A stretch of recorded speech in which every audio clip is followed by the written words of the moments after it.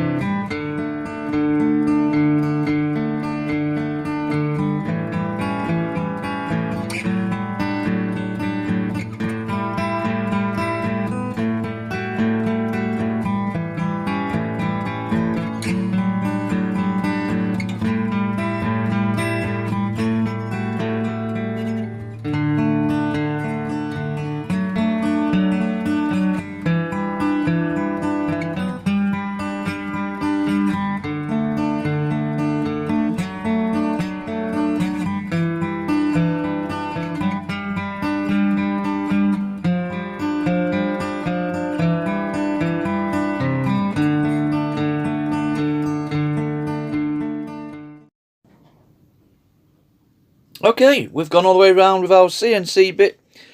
Remember, we're doing outset lettering, which means we're removing the outside area of the lettering. And when you route up to the line. Never route on top of the line, because by the time you've gone down that line there and that line there, you've shrunk that down. So you want to route out just so your CNC bit runs flush with the line, never just on top of the line. Now, just before we put on our other piece to remove the backing area, we've got these frameworks to do. Now, just 4 lines basically, but they are the length of the piece, so you've got to try and keep them nice and straight. Now, you have 2 options. On previous projects, the easiest way is just to find yourself a nice piece of straight wood, and you'll clamp that in to the area that you know. Once you've set your CNC bit in that far corner over there, put a clamp on there, move it over to this corner, set it in position, and put a clamp on there. That's all nicely clamped down in place, and you're going to use that as a guide for your router bit. And you basically will put your router on there like that. It says hopefully without moving that wood. Imagine you've got your clips on there, a couple of these. So you clamp that down like so. That'll keep that in place, and you can put your router into that hole we made and literally just slide that along like that, and that will give you a nice straight edge. I'm just going to do this freehand without that guide on. It's not being clever or anything. I've tried the guide before and it's just not worked out for me, but it does work, believe it or not.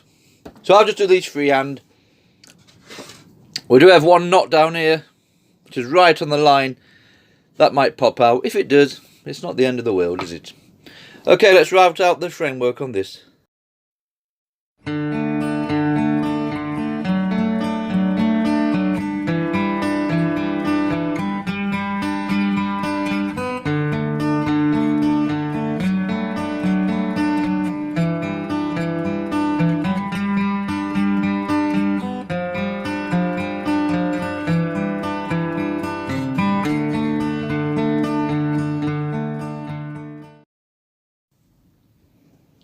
Right, I've gone all the way around with my CNC bit.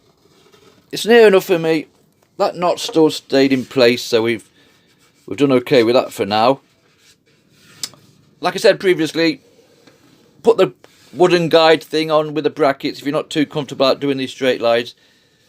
These aren't perfect, but by the time we've cleared them out, I think it'll add to the project itself. Well, I'm happy with that anyway, that's the main thing. Right, normally I would put on mill end bits for these, but there's quite a lot to clear out and it would just take too long. But it's a good little practice thing if you're new to it. So I'm going to put on these straight flush bits. These have a 1/4 inch shaft on them, so they will fit straight in the router without any collets or any adapters. And they come in various sizes. I think I got a pack of 7. They even come bigger with that, with a double blade on. And what we do, we'll put it in the router. We'll set it to that depth there, and we know hopefully it's going to be the same all the way around, and we literally just start removing all this background. Right, I tried those straight flush bits. They just weren't working for me. I think I've got so used to using these mill end bits, even though they are small, it just comes out a lot better. And I'm more comfortable to use them. So we've abandoned the straight flush idea bits, and we've gone back to our mill end bits. The biggest one I've actually got in the router now, and I'll set it up and I've started doing it, and it just comes out a lot easier and a lot better. So find the bit that you're comfortable with. There is better bits out there, there's more expensive bits out there, but these do for what I want, and I'm in no race, and we can do so much today. And we'll come back tomorrow and finish the rest off. So, no straight flush bits, they're gone. We're going to stick to our mill end bits. Same collet. Let's continue and clear this one out.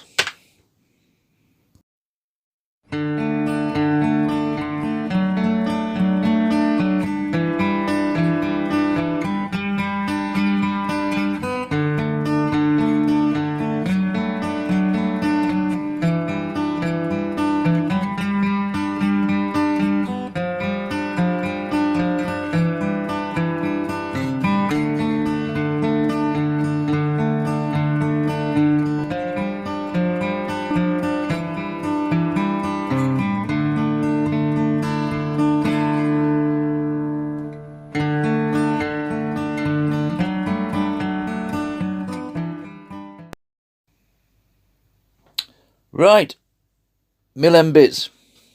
Definitely done the job for me. Takes a little bit longer, but a lot more smoother finish. Get the bits that work for you guys. So, a little bit of sanding over on this one, just to tidy it up a little bit, just to smooth it down. And then we'll work out, we're going to paint it, stain it, dye it. What we're going to do, we'll see. We'll do a little bit of sanding first.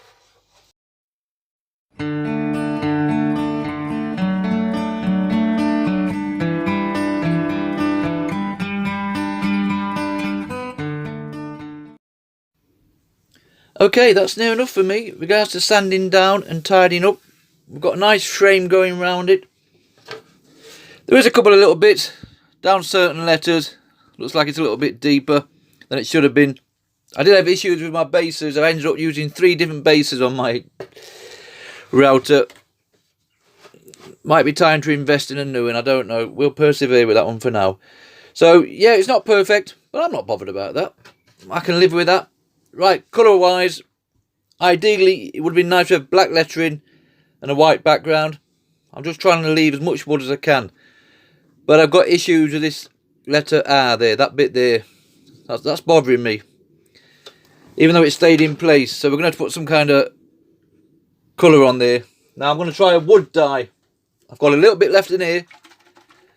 About half an inch. And I'm just going to put it on the lettering and the bear, and then we'll see if we can get the side frames done as well.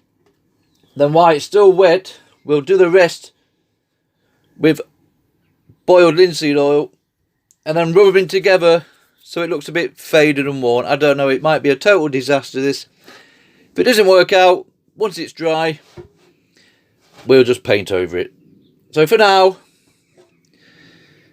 deep mahogany wood dye. Thing is with this wood dye, as soon as you put it on, it soaks in and it spreads a bit. So you just got to be a little bit careful. But we'll try a bit on the bear first and we'll see how we get on.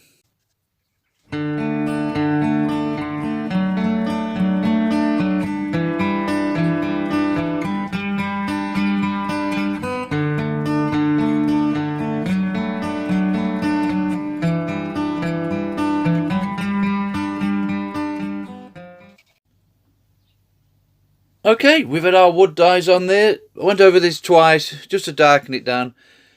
You don't need a lot on, and they do come in different ones. This was dark mahogany. You can also get antique pine. And they're just wood dyes, nothing fantastic. Be careful how you put them on. They do soak into the wood. So sometimes you can end up with a yellow residue around there if you put it on a bit too thick. But that shouldn't matter to us because we're going to put boiled linseed oil on now. Just to darken this background down a little bit. You could leave it like that and just spray on some of our sealant just to give it a little bit of a shine. I use this one all the time. But what we're going to do, put our linseed on first. We'll let it dry. And then we'll see what we've got before we put our final coat on. And it's just a case of throwing it on like so. And hopefully it will darken that background down just enough to bring that grain out and then to let us know that we've actually done it. You can see from there. I'll go all around this now. Don't be worried if you get it on top of the stain itself. We're going to wipe it all over in the end anyway. You can go right up to the edges there. And any of these side walls that we've missed, hopefully the linseed will soak into that and the contrast in the difference won't be that noticeable.